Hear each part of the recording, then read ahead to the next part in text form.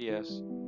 Mi nombre es Carlos Rafael Nápoles Hernández y curso el cuarto semestre Grupo A, turno matutino de la Escuela Preparatoria Regional de Casimiro Castillo. A continuación, presentaré mi producto integrador final, Video de la Historia de México. Así que, comencemos. Civilización azteca. La civilización azteca es originario de Aztlán, que se ubica en el sur de América Norte.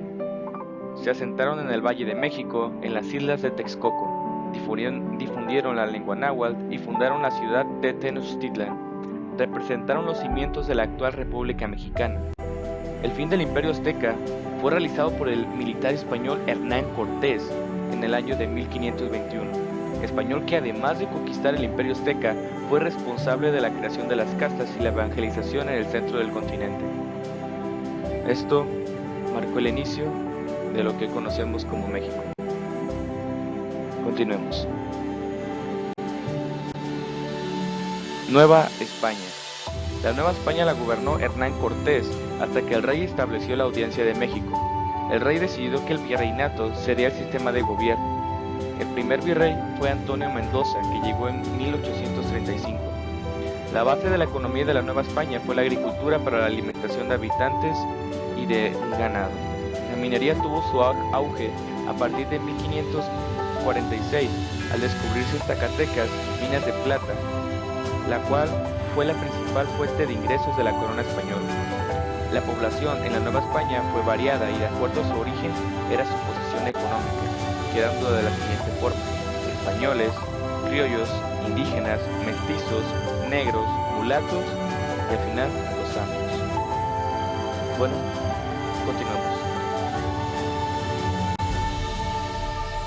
Proceso de la independencia de México.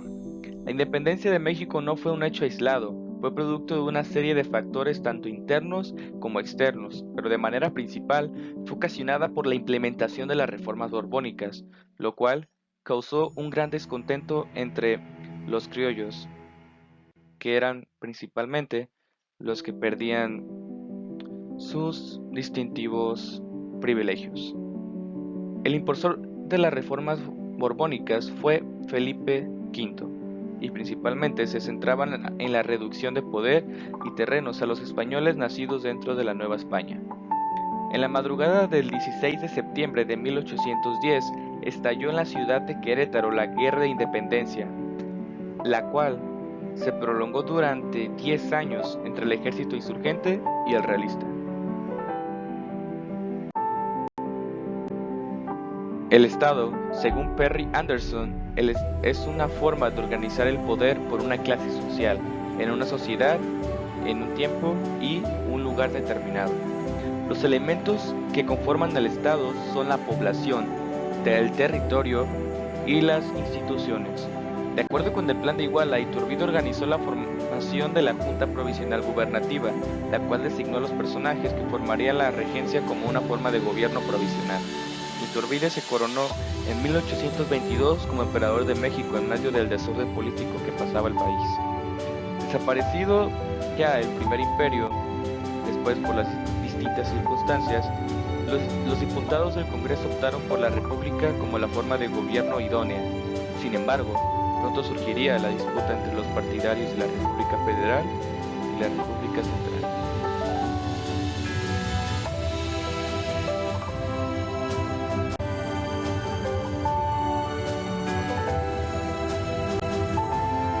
Independencia de Texas. Al lograr su independencia, México era un vasto territorio de poco más de 4 millones de kilómetros cuadrados, con una escasa población de casi 6.5 millones de habitantes. La lejanía, el difícil acceso a la región norte llamado el Septentrión, las divisiones internas de los grupos políticos y la falta de recursos del país impedían regular la situación del norte. Esto generó el resultado de la guerra que culminó con la separación de Texas en el año 1836, para su posterior anexión a los Estados Unidos en 1846. Guerra de México-Estados Unidos, 1846-1848. El gobierno estadounidense siempre tuvo el interés de apropiarse del territorio norte de México. Hacia 1840, los conflictos entre estos dos países se agudizaron porque el gobierno mexicano no cedió ante las presiones políticas para vender los territorios del norte. Tomando como pretexto las reclamaciones de ciudadanos estadounidenses, el presidente James Polk autorizó al general Zacharias Taylor en enero de 1846 a avanzar sus tropas hacia Río Grande, territorio mexicano, provocando al ejército nacional que se encontraba en esa zona, a los cuales el gobierno estadounidense acusó de agresores declarando la guerra en marzo de 1846. Los estadounidenses llegaron a la entrada de la Ciudad de México, en Tlalpan, vencieron al general Anaya y el 14 de septiembre de 1848 el ejército invasor se instaló en el Palacio Nacional para acordar vender poco más de 2 millones de kilómetros cuadrados y una indemnización de 15 millones de pesos por los daños del país. Esto generado a causa de la desincronización que tuvo el país en ese preciso momento y la única, o más bien único escape que tuvo Antonio López de Santa Anna fue vender gran parte del país. Continuemos.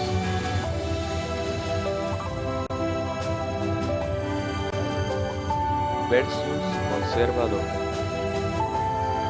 El grupo liberal proponía la construcción de una república federal con un impulso al libre comercio, con una reforma a la estructura agraria clerical y comunal, formando el capitalismo e impulsando las actividades agroexportadoras. En cambio, por otro lado, el grupo conservador se iba por la creación de un Estado central fuerte, con un impulso al proteccionismo económico, un apoyo al crecimiento agrícola y la creación de un sector industrial moderno, interviniendo gubernamentalmente para el fomento del crecimiento económico. La conformación de las distintas constituciones políticas. La Constitución de Apatzingán proclama la independencia de México, rechaza la monarquía y establece la república. La Constitución de 1824 consuma para siempre y por siempre la libertad e independencia de nuestro México lindo y querido. La Constitución de 1857 declara la libertad de enseñanza, de imprenta, de industria, de comercio, de trabajo y de asociación. Y la Constitución de 1917 se decreta a la no reelección, prohíbe la esclavitud, ratifica la soberanía y se instaura la libertad de culto y de expresión.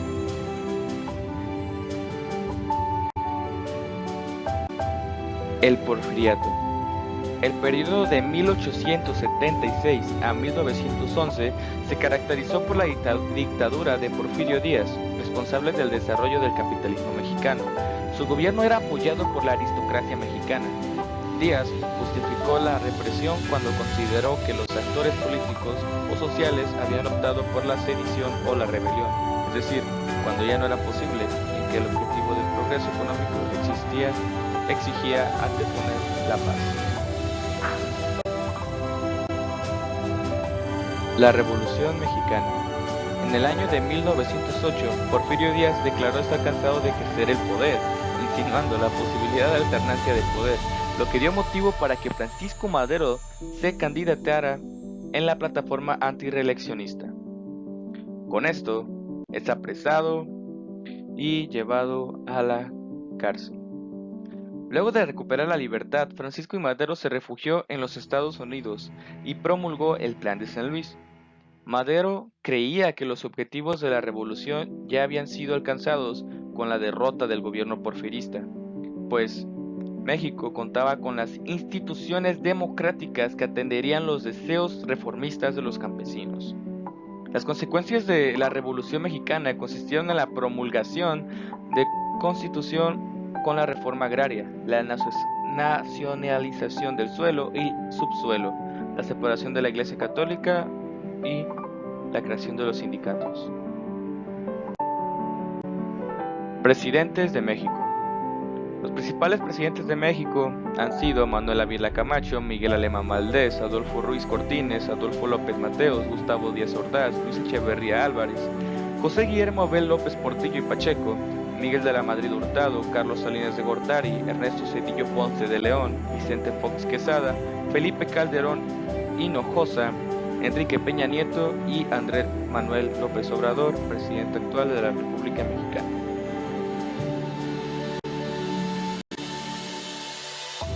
Estas son las referencias de los artículos utilizados. Muchas gracias por su atención. Bueno, quisiera mencionar una breve conclusión para finalizar con este producto integrador. Y bueno, me doy cuenta de que después de haber pasado por todo lo que pasó en México, aún no es posible la organización del país. Pues después de tantos años de lucha para conseguir la paz y simplemente tenerlo todo, se nos sigue escapando de las manos por la increíble falta de toma de poder. Sin mencionar, la gran cantidad de dinero en las deudas. Y eso a causa de la misma, la redundancia, la misma avaricia, el mismo deseo de tener el poder por todos y cada uno de los mexicanos sin poder llegar a un acuerdo. Obviamente, sí se llegó, pero ¿cuánto tiempo no perdimos? ¿Cuánta inversión no perdimos? Bueno, ahora nos queda el aprendizaje, la experiencia de todo lo ya vivido, para hoy en día ponernos en marcha y continuar con ese trabajo que nuestros antepasados nos dejaron y lograr, o al menos simplemente intentar cada quien poner de su parte para conseguir que todos esos años de lucha hayan valido la pena, para que todo por lo que se peleó, todo lo que se tuvo que pasar en este país valga la pena. Considero que